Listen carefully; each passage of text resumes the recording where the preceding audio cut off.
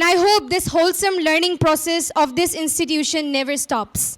I fell in love with the teaching style of the teachers here, but also because they are so kind, friendly, and impartial.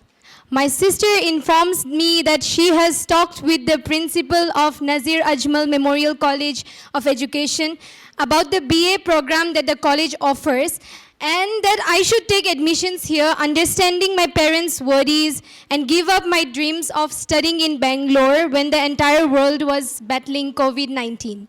She forwards me the registration link, and I, without any more persuasion, register. Other formalities just follows after that. I never wanted to confine myself to one particular subject, but at that moment I thought that anything would do. So I went with English major. After a month of online classes, finally it was time for us to start the physical classes. I remember packing with heavy heart, my parents happy that I was going to a place which aligned with their definition of safe place for me, yet they were hurt knowing that I wasn't leaving wholeheartedly.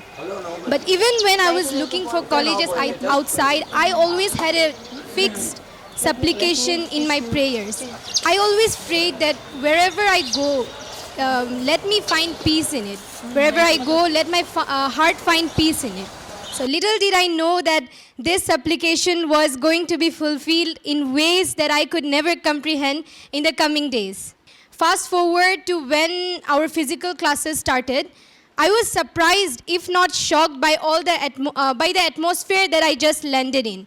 I had a preconceived notion after studying for 2 years during HS in another Ajmal institution that all my activities are now going to be controlled, that I will be forced to do something, restricted to do some other, etc. But surprisingly, I found myself under little to no pressure. The first change of heart was I finally started liking the subject that I chose for myself.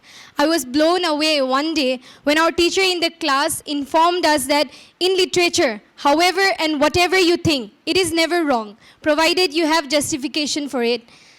Suddenly hearing that, I felt so liberated. After years of mugging up of one view or perspective to one thing, I realized I may have my own take on the answers, my friends may have different take, yet we both could be correct.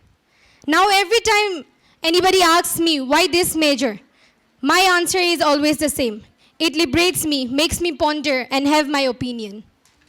Soon after this, I decided to accept things as how I received. I fell in love with the teaching style of the teachers here. Every morning I found myself looking forward to coming to college, grab something new, and go back content. I know most of my friends over here admire the teachers not just because they taught well, but also because they are so kind, friendly, and impartial. We can let our guard down and address our worries, and they are always there to help. Principal sir and HOD sir's concern for our tiniest problems started making me feel like home here. Programs and sessions on every cause and occasion, though can get tiring, but I know have already helped me grow in so many ways. I soon started having so many reasons to love these institutions. I, who was frightened of balls, saw myself having fun with my friends, playing volleyball and also other sports for hours. My mother, who could never force her daughter to draw or paint, now views pictures I send of me drawing and painting on stones and plates and whatnot.